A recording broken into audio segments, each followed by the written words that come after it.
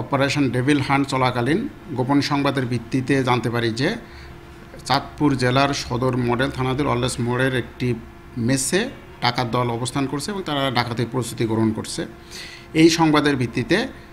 চাঁদপুর জেলার ডিবি পুলিশের নেতৃত্বে যৌথ বাহিনীর একটি টিম সেখানে অভিযান পরিচালনা করে 5 জন ডাকাতকে আটক করে এবং তাদের কাছ থেকে একটি দেশীয় আগ্নেয়াস্ত্র এলজি 3 রাউন্ড অ্যামুনিশন এবং ডাকাতির কাজে ব্যবহৃত বিভিন্ন ধরনের অস্ত্রশস্ত্র এবং ওই ডাকাতির মালামাল পরিবহনের জন্য একটি পিকআপ তাদের কাছ থেকে জব্দ করা হয়। প্রাথমিকভাবে জানা যায় যে তারা আন্তজেলা ডাকাত দলের সদস্য এবং তারা এ ধরনের ক্রাইম বিভিন্ন জায়গায় করেছে মর্মে আমরা জানতে পেরেছি।